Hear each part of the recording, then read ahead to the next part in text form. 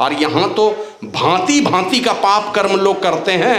अलग अलग पापों के समन के लिए अलग अलग माने नरक की भट्टी में डाला जाएगा।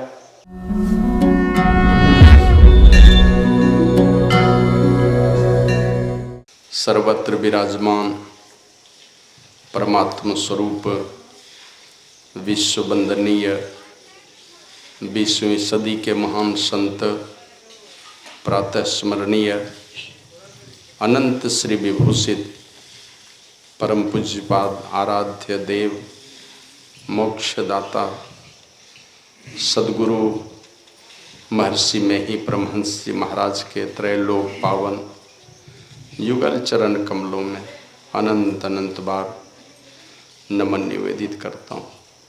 गुरु की बातों पर विश्वास करेंगे, भरोसा करेंगे तो खोदने का तरीका बता देगा। मनुस्मृति में लिखा है यथा खनन खनित्रेण नरो वार्जधि गच्छति तथा गुरुगताम विद्याम शुश्रूषु अधिगच्छति। जैसे कुदाली से खोदते खोदते खोदते खोदते मनुष्य जल पाता है। भले ही पत्थर निकल जाए, पहले बोर करवाते हैं, पहले पत्थर ही पत्थर। हमारे यहाँ देखिए एक बोर करवाएं वहाँ पर जहाँ सत्संग पंडाल बनता है 200 फीट तक केवल पत्थर ही है, अंतिम में छोड़ के चला गया। तो धीरे धीरे उसी में से पानी का कहीं सोत मिला होगा, कहीं से पानी का धार फूटा, फिर देखे ठीक ही पानी देने लगा। कुछ कम है लेकिन है बढ़िया ही है। तो पत्थर ही पत्थर, लेकिन एक ही जगह पर खोदते खोदते और जहाँ कहीं बालू वाला लेयर मिल जाएगा तो वहाँ से जल आपको मिलने लगेगा पूरा। तो इसी देह में सारी विद्या हैं, सारे तीर्थ हैं, है ना। देशता सर्व विद्याश्च, सारी विद्या है, सब देवता हैं, इसलिए सारे तीर्थ हैं इसी के अंदर में। और सारे तीर्थों का राजा एक तीर्थराज भी है इसके अंदर में। वो तीर्थराज तो वहाँ जहाँ हम लोग कुंभ मेले में गए थे उसमें जाकर के डुबकी लगाते हैं तो 2 धारा देखते हैं, तीसरी धारा नहीं देखते हैं और वहाँ देख भी नहीं पाएंगे, क्योंकि गणेश भगवान साप दे दिए, बोले तुम अंतः सलीला हो जा, तो अंतः सलीला हो गए। और उस पर इतने पापी लोग हैं दुनिया में के सब पाप भी तो हर साल जा करके धो रहे हैं। का वो त्रिवेणी की धारा तुम्हारे अंदर में है। शास्त्र अनेकों शास्त्रों में इनकी चर्चा है। ईड़ा भगवती गंगा पिंगला यमुना नदी, ईड़ा पिंगलयोर मध्य सुषुम्ना च सरस्वती। त्रिवेणी संगमो यत्र तीर्थराजस उच्यते तत्र स्नानम प्रकुर्वीत सर्व पापे प्रमुच्यते। उस त्रिवेणी में डुबकी लगाओगे सब पाप से शुद्ध हो जाओगे, सारे पापों से पार उतर जाओगे। और नहीं जानने के कारण ये संत सद्गुरु बतला देते हैं तो उस तीर्थ में डुबकी लगाकर परम पवित्र हो जाते हैं। और जो परम पवित्र हो गए वो परमात्मा उसको अपना लेते हैं, उन्हीं को परमात्मा अपना भेद बता देते हैं। रामायण में लिखा है वाल्मीकि मुनि ने कहा है राम जी को, चिदानंदमय देह तुम्हारी विगत विकार जान अधिकारी। हे राम जी, जो विशुद्ध अंतःकरण वाले हो जाते हैं वही तुमको जानता है, वही उन्हीं को तुम जनाते हो जो विशुद्ध अंतःकरण वाले हो गए। मन अंतःकरण का मतलब मन बुद्धि चित्त अहंकार सब पवित्र हो गया मेरा। जब मन ही पवित्र हो गया है तो मन के चंगुल में है सारी इंद्रियां हैं, सारी इंद्रियां पवित्र हो जाती है। अगर मन किसी का पवित्र हो जाए तो मन जाके वहाँ पवित्र हो जाता है उस त्रिवेणी में डुबकी लगा के। और नहीं जानने के कारण वही बाबा कबीर कहते हैं हरी बेल की कोरी तुमरिया सब तीरथ करी आई। कोरी तुमड़ी जो है जिसको तितलौकी कहते हैं, जो कड़वा होता है, वो तितलौकी लेकर के पूरे सभी तीर्थों में जाकर के डुबकी लगवाया। अंतिम में जगन्नाथ जी का भी दर्शन करवा दिया। और वहाँ से ला करके जब एक एक टुकड़ा काट करके सब लोग खाया तो ना निगलते बने ना उगलते बने, क्योंकि वो तो उसका तीतापन गया ही नहीं था। तो नहीं जानने के कारण हम तीर्थों में धामों में घूमते हैं। ये हमारा शरीर ही तितलौकी के समान है, वो मन ही गंदा हो गया विषयों के चिंतन से, वही पवित्र नहीं होता। तुलसीदास जी महाराज कहते हैं अंतर मलिन विषय मन अति तनु पावन करिए पखारे मरई न उरग अनेक जतन बल्मीक विविध विध मारे। जैसे सांप है बिल में चला गया, ऊपर से पीटेंगे बिल को, वो सांप मरने वाला नहीं है। उसी प्रकार अंतर मलिन विषय मन अति तनु पावन करिए पखारे। मलिन है मन विषयों के चिंतन से, तन को जाके पखार रहे हैं। गंदा तो मन की अपवित्रता के चलते संसार में बेचैनी है, शरीर की अपवित्रता से, मन की अपवित्रता से। अब मन अपवित्र हुआ है विषयों के चिंतन से, तरु कोटर मह बस विहंग, तरु काटे न मरई जैसे, असाधन करिए विचारहीन, मन शुद्ध होई नहीं तैसे। तरु कोटर मैंने पेड़ की खोड़र में चिड़िया है और मारना चाहते हैं उस चिड़िया को, गाछ की पेड़ काट देंगे क्या होगा, वो थोड़ी चिड़िया मर जाएगी, मन गंदा हो गया। उसी प्रकार साधन करिए विचारहीन, उसी प्रकार विचारहीन साधन करते हैं क्योंकि नहीं जानते हैं कौन सा साधन करेंगे जो मन में पवित्रता आएगी। तो वही बाबा कबीर कहते हैं, हरि बेल की कोरी तुमड़िया सब तीरथ करी आई, जगन्नाथ के दर्शन करके अजहू न गई करवाई। और अंत में कहा जैसे फूल उजाड़ को लागू, उजाड़ मतलब जंगल, जंगल में देखते हैं केवड़ा का फूल खिला, कब उसकी सुगंधी खत्म हो गई पता नहीं, जंगल में खिला जंगल में ही झड़ गया, कोई कीमत है। और अभी देख लीजिए हमारा बालक लोग यहाँ से क्या किया, अभी फूल तोड़ा है ना, वैसा ही फूल यहाँ पर जिसमें कोई खुशबू नहीं है, सदाबहार, कोई खुशबू नहीं है। देखिए ये अड़हुल का फूल है, अड़हुल का ये फूल में कोई खुशबू नहीं है, लेकिन सब अभी गुरु जी के चरणों में चढ़ेगा कि नहीं चढ़ेगा, तो कोई खुशबू नहीं है लेकिन यहाँ गुरु जी पे चढ़ रहा है। और वो केवड़ा का फूल देखिए जंगल में खिलता है, कब खुशबू कब कहाँ उड़ गया कोई पता ही नहीं चला, कब खिला कब खत्म हो गया। बाबा कबीर कहते हैं जैसे फूल उजाड़ को लागो बिन स्वार्थ झरी जाए, जंगल का फूल कब खिला कब खत्म हो गया पता नहीं। उसी प्रकार कहे कबीर बिन बचन गुरु के अंत काल पछताएं, अगर गुरु के वचन के अनुरूप नहीं चलेगा पछताना पड़ेगा, क्योंकि दूसरा कोई रास्ता नहीं, वो दुर्गति को छोड़ करके कोई रास्ता नहीं है।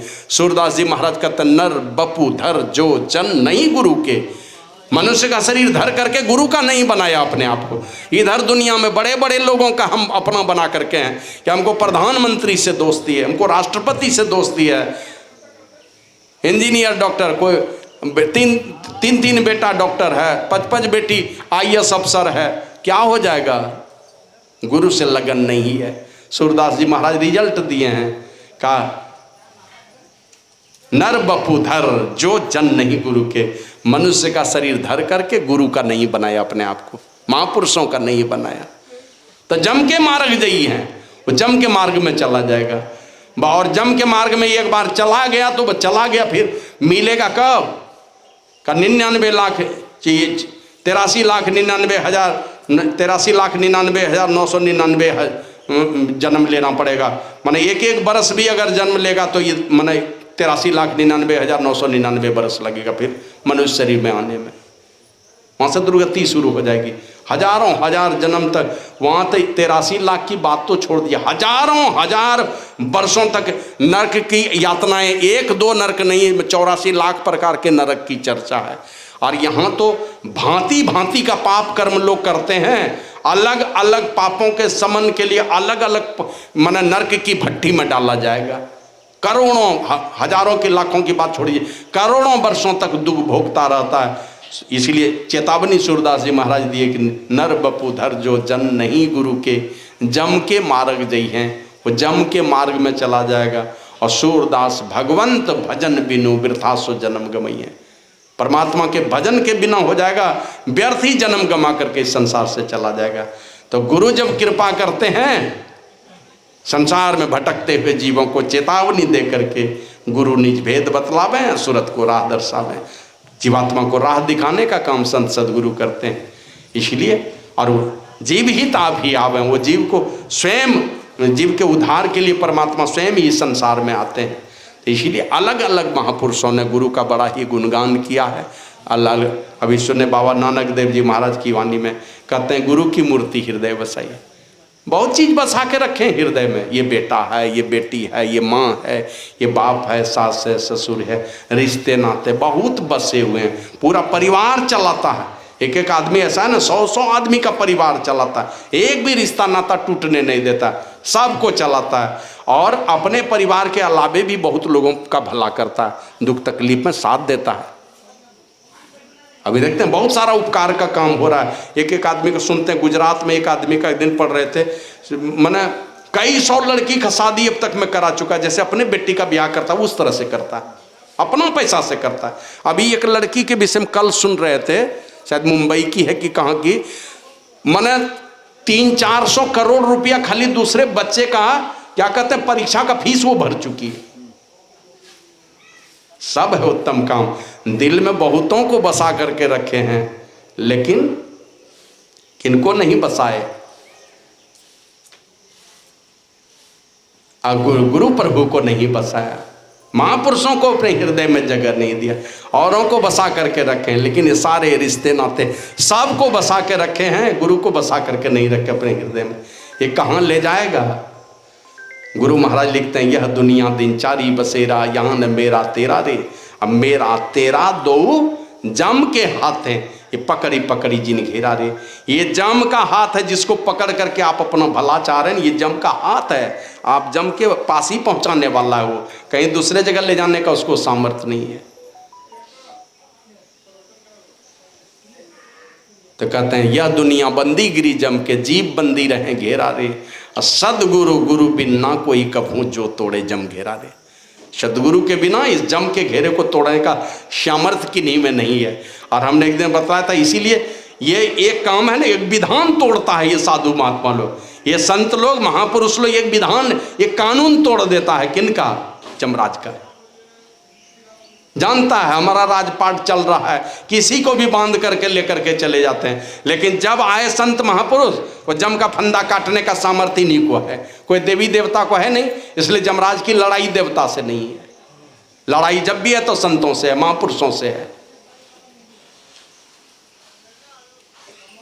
इसलिए सजा भी यदि किन्हीं को मिलती है, कष्ट भी झेलना पड़ता है इस संसार में इन्हीं को ज्यादा। अब सुनते हैं रामकृष्ण परमहंस के विषय में, एक भगना आया दीक्षा लेने, शायद विकास नाम था, दीक्षा दे दिया। और दीक्षा देने के बाद जो है ना, बाद में रामकृष्ण परमहंस को कैंसर हो गया। तो ये पूछते हैं कि गुरुदेव, अनेक जन्मों में साधना के पथ पर चलती हुई आपके जीवन की गाड़ी यहाँ तक आई, तब तो इस दशा में पहुँचे, संतत्व दशा में, फिर आपको कैंसर क्यों हो गया? तो कहा कि हमने अपने भांजा को दीक्षा दे दिया विकास को, वो बड़ा ही माने उल्टा पुल्टा विचार वाला था, और उसकी सज़ा मुझे भुगतनी पड़ रही है। उनकी सज़ा पूज्य बाबा साई स्वामी जी महाराज खुद ही, एक माता जी आई, उनको खुद कैंसर था और इलाज चल रहा था। पूज्य बाबा एक दिन रोते रोते आई, आशीर्वाद मांगने के लिए दे दिया। पूज्य बाबा ने आशीर्वाद उनको, और आशीर्वाद दिए, वो भली चंगी हो गए, ये खुद ही कैंसर के मरीज हो गए। और वो भी कब पता चला? जब 4th स्टेज में पहुंचा है, तब अंतिम समय में गोल ब्लैडर में है कैंसर, वो भी 4th स्टेज में पहुंचा है, तो उसी स्थिति में पहुंचा लिए। तो सजा उनको जम के विधान को काटने का, तोड़ने का काम करता है। वही गुरु महाराज कहते हैं कि यह दुनिया बंदी गृह जम के, यह संसार क्या बंदी गृह है, कारागार है, अजीब बंदी रहे घेरा रे। जीवात्मा जो है ना, कभी इस शरीर में, कुत्ता के शरीर में, गधा के शरीर में, छोटा छोटा जेल में जैसे कमरा होता है ना, एक एक वार्ड में एक एक कमरा है, उसी तरह ये शरीर एक एक कमरे के समान है, सारा संसार कारागार है। यह दुनिया बंदी गृह जम के, जीव बंदी रहे घेरा रे। सदगुरु गुरु बिन ना कोई कभू जो तोड़े जम घेरा रे। सदगुरु को छोड़ करके ये जम के घेरे को तोड़ने का किसी को सामर्थ्य नहीं है। तो वो समझा के कहते हैं, या ते उठो सदगुरु गुरु हेरो, सेव करो बहु तेरा रे। उठो, अपने आप को उठाओ, बेहोशी में मत पड़े रहो। क्या पता कल हम रहेंगे कि नहीं रहेंगे, कहा नहीं जा सकता है। याते उठो सदगुरु गुरु हेरो, उठाओ अपने आप को, जिस अचेत अवस्था में पड़ो यहाँ से सचेत हो जाओ, अपने आप को जगा लो, होश में ले आओ अपने आप को, और सेव करो बहु तेरा रे। बहुत प्रकार से गुरु की सेवा करो, और तन मन धन आत्म तिन के पद अरपी बचो जम फेरा रे। तन मन धन और अंतिम का आत्म, माने अपने आप को भी समर्पित करके, तन मन धन आत्म तिन के पद, उनके चरणों में अरपी माने अर्पित करके बचो जम फेरा रे। अगर इस जम के फेरे से बचना चाहते हो तो सब कुछ समर्पण करने का भाव रखो। और अंतिम में कहा, जागृत जिंदा सदगुरु जग में सब जिनको कर जोड़ा रे। बाबा सदगुरु देवी साहब जा पद को में ही चेरा रे। गुरु महाराज कहते हैं, बाबा साहब सदगुरु बाबा देवी साहब हमारे समय में जागृत और जिंदा है। हम लोग जिंदा हैं, जागृत नहीं है। जागृत वो थे, जागृत मतलब चौथी अवस्था में पहुंचे हुए। 3 दशा में तो हम लोग हैं, जागृत अवस्था में रहते हैं, और शाम होगा तो देखिएगा थोड़ा आलस घेरेगा तो हम लोग आधी निद्रा में चले जाते हैं, मानो नींद में भी हैं और कुछ बोल भी रहे हैं, मानो स्वप्नावस्था उसको कहते हैं, तो उसमें जीव कंठ में चला आता है। और निद्रा अवस्था में जब जाते हैं तो जीव थोड़ा और खिसक के हृदय में जीव का निवास हो जाता है। तीन अवस्थाओं में जीव का आना जाना होता है। महापुरुष चौथी अवस्था में रहते हैं, तुरीय अवस्था में, वहाँ चल करके भजन होता है, वहाँ भजन में डूबे रहते हैं, आनंद में डूबे रहते हैं, जागृत